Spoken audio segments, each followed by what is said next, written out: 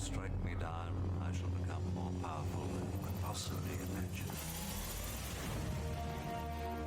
Welcome back, it is Bulldog. It is time to go through some more Rebellion cards, and you all know I couldn't wait long before getting to one of my favorite cards in the set, Wailing Wraith. And this is a card that I think a lot of you are going to like because it's not just good here at max level. A lot of you comment on my videos, stop making videos for max level cards. Let's look at Bronze League. Well, guess what? I'm still gonna show max level videos here because, or max level battles, because that's just what I play. But it's going to work just as well in Bronze League. The strategy is going to be exactly the same. This Wailing Wraith is a death card that can just dish out a ton of damage here for only 4 mana. It has our new ability, Armored Strike. What that means is its first attack is going to be a melee attack with its armor. So it gets a 2 armor attack in there, and then it's 2 melee damage attacks. So for only 4 mana, it can do 4 attack from the start from the second position. Oh, and it's got Rust, which is helpful. It has Affliction, which are also helpful. It's going to get those at higher levels. But those are just kind of abilities that amplify the effects. Its core effects here, the Reach and the Armored Strike, work very, very well, even at Bronze. And 4 damage for 4 mana is a pretty good ratio as it is. But then what happens? It has a card that is just a perfect pairing here. This is one of our reward cards right now. This Ravenhood Warden, another 4 mana card that's going to provide Protect, which is going to give 2 armor, which not only helps the survivability, but now gives 2 extra damage to our Wraith, and Inspire. Inspire is going to increase the melee damage. So that's adding 3 damage to our Wraith. So it goes from a 4 attack card to a 7 attack card for only 4 mana. And what's very nice about this combo here, Wailing Wraith and Ravenhood Warden, is that they're both 4 mana, so they can be used in Little League. This is a Little League eligible combo. They're both rare cards, so they're not, very rarely are these cards going to be banned at the same time. We've got a lot of good combos, but a lot of times there's so many different rule sets which can ban cards. These are going to be playable very frequently together. So it's a combo you can get out on the board quite a bit. Let's go look at it in action. Let's start off with, we're gonna start off with a Waka battle. Now Waka is just the summoner I chose to really minimize mana. It's not, you don't need Waka to run it this way. But here we're up against a low mana team, so 15 mana. This is not technically a Little League battle, but all these cards in here are Little League because we've only got 15 mana. This is a common team you see on the other side, this sneak team, but we just get so much damage. Again, this Wailing Wraith here has 7 damage that it can do. I put up a cheap tank here in the front. You're gonna see different ways you can play this, and I love the flexibility on this team because you can play it in low mana with cheap tanks up front. You can play it in high mana battles and get a taunt in the back, get a big another big attacker up in that first spot. We're gonna see some various different approaches here, but and not only is the 7 mana, as you saw, 7 attack.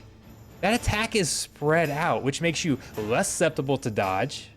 It makes you, it's basically a double strike card there, and those 2 attacks are always better than 1 attack. Being able to spread that, I shouldn't say it's always better, but as a rule of thumb, that's going to be more desirable. And this is just a pairing that works very, very well. One of the best duos in Splinterlands right now.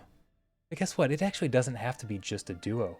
There is another brand new card that we're going to see here that is a dragon card. So if you have a dragon summoner that you can run, there is another 4 mana Little League eligible card here. Our Ruin Seer adds more Protect, has a Repair, so you get more armor out there and you get a Repair. So if some of that is damage, maybe the first card has Thorns, maybe there's some Blast, maybe there's a Scatter Shot that hits this Wailing Wraith in that second spot. You've got a Repair, so maybe you can get some of that armor back. Let's let this battle roll. This has been one of my favorite combos. This is only 20 mana right here, and unfortunately our dragon summoner let us down. We got nothing out of the ambush as all 3 of those initial attacks were dodged, going against kind of a similar team on the other side here. But it's still just so much mana. We're still able to make up for that. You've got this is a nice card, Crit Beetle. Our 4 attack card up front now with that Inspire. Give it some protect, works very well. In this case, I chose that option because we have counterspell, so we were less likely to see magic damage. So I went with that shield. Look at this. That's a nice, all of that armor, all of that damage for 3 mana up front. Again, can be very susceptible to magic, but if you're not as worried about magic, or you're willing to take that risk, can be a very, very nice card. Very good pairing. All right, let's go to some higher mana battles. Another good card. If we've got more mana to throw in there, I love sticking again. We've got the same combo, a little bit different order on the back line. We've got Wailing Wraith, Rune Seer Surveyor, Ravenhood Warden back there, and now we've got Archimus. So now we've loaded up our attack even more. Now, unfortunately, this 8 armor is hitting against Archimus over there, who has a force field, so we're not getting quite all the damage, but still, even despite the force field, we've got that double strike, so now we can still get 4 damage out of it. So there's 1, there's 3 more. We're still getting 4 damage against the force field. That's basically the max you can apply, unless you got a 4 damage double strike or you've got some sort of giant kill or something like that. But we're still getting 4 damage. If you can get 4 damage against the force field card, that is still pretty solid. And now we can move on and get those big hits in. This is insane. This is a 4 mana Wailing Wraith back there that is able to, if it can land its hits, do 11 damage in this combo, and that is absolutely sick. And Archimus ends up being a great tank for me up front because of that force field. We see so many, at higher levels, we see so many high damage cards, and you a lot of times see attackers like Desert Dragon, like Jared Scar in the back line on this, so Archimus can be a very, very nice tank. Now, if we're we're talking about Bronze League, it's going to be less of a factor there. A lot of times you don't see force field at all, and you don't see that many high attack cards, but still, this could still work extremely well here, and I absolutely love it. But if we want to protect Archimus even more, as I wait for this battle to finish out, by the way, that's a nice card as well. I really like that possessed puppet down there in these rule sets. But this is another strategy that you actually see employed by both sides here. That's how well it can work. Again, we've got dragon. You don't have to use this dragon summoner. It's just a summoner I like quite well. You're quite a bit.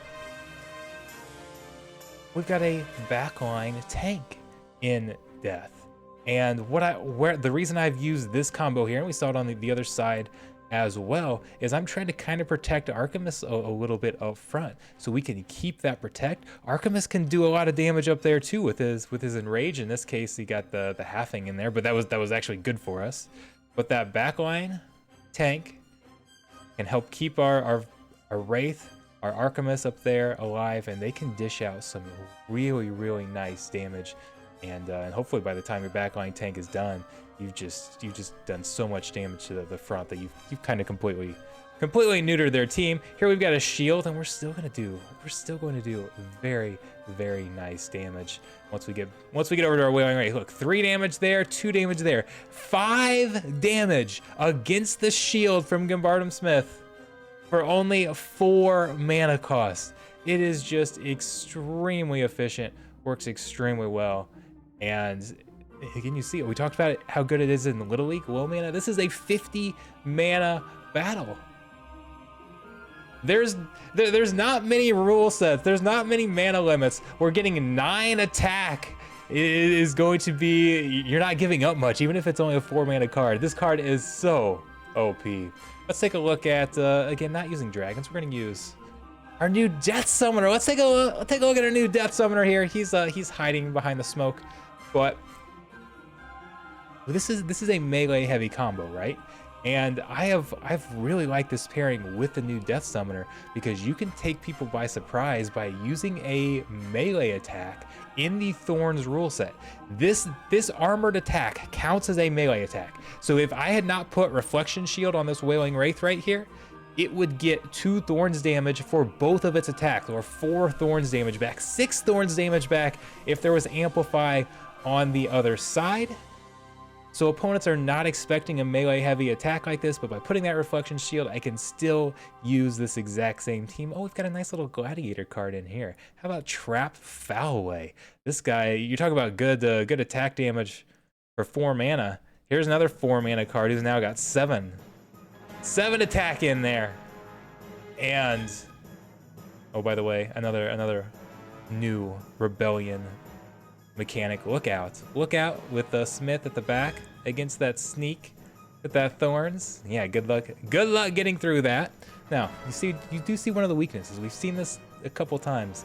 This is a slow card. This Wailing Wraith is not fast. We've seen it get dodged several times. Having that double strike does make it a little bit better, because hopefully you can at least land one of the attack and you're not missing out on all of your damage in a single turn.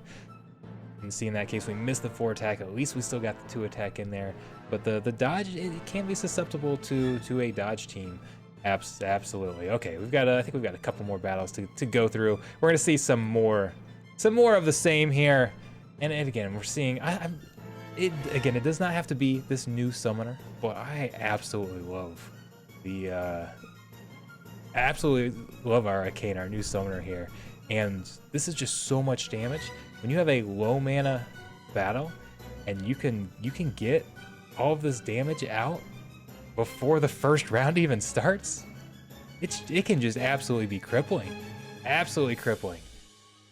And then this is the Wily Kaioshin is another reward card that I do like to stick up front. 2 mana, it's got a decent amount of ranged attack, or it has a decent amount of armor, has a decent amount of health for 2 mana. It's a pretty durable card.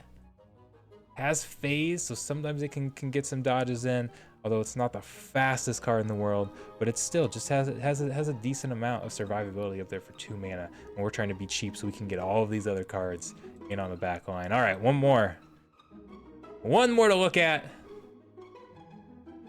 Here we didn't even have to put it in the second spot. 9 damage to start off the battle. That ambush, and we got 13 from here. Our wave fruit's basically almost down before round 1 even starts. Another chance to get a lot of melee damage in. There's some more of that dodge, but it's just so crippling. Look at that, 6 damage hit with the blast. Unfortunately, we don't get all of the blast because of Kenjo. Then the 3 damage hit takes out a couple cards. That's where you see the benefit of splitting up that attack. It's kind of the opposite of recharge, right? A lot of people don't like recharge because you focus this large attack every 2 turns, and if that attack hits 1 health or 2 health, or if it goes up against 1 armor and you waste a lot of the damage, or if that attack gets dodged, you're in a lot of trouble. That's why these double strike cards, or cards that have 2 attacks, can be so valuable, because they're not as susceptible to that. They can potentially get 1 KO, move on to the other, get another KO. I love it. We talked about this on my live streams on Twitch when we were streaming on the Mav channel, that this card was OP, that it needed a nerf. This was absolutely the card I think we most identified as most likely to get nerfed, but there were no changes. There were actually no changes to a lot of those cards. They held up. And so we're gonna take advantage of it. I'm going to play this card to death. This combo is absolutely a Little League king, and I'm loving it. And it works bronze through diamond through champ league, and it's awesome. Is there anything negative to say about this combo? I don't think this is gonna be a staple card. It's gonna be one of the most expensive cards. Already is one of the most expensive cards in the Splinterlands set. We are seeing why. So. Had to get a video out on this. No doubt about it, one of the best cards out there. Make sure you guys hit that like button, hit that subscribe button, turn those notifications on, because there's gonna be a lot more videos coming. We've got a lot more combos to go through, not just cards. I wanna go through all the summoners. I wanna go through a lot of the cards and the mechanics. This is one of 2 combos that I absolutely am loving in the Rebellion set. I say they're not Rebellion combos, but a combo that uses a Rebellion card in Modern League. I want to know if you guys can guess the other combo. Down below, leave your guesses. What is the other new combo using a new Rebellion card that I am absolutely loving? You're going to see a video on it I don't know, maybe next week we'll see when I actually get to it. That's gonna be one of the next ones up. We've got so much content to make for Rebellion. I'm excited, I'm having a blast. I'll see you guys over on the live streams.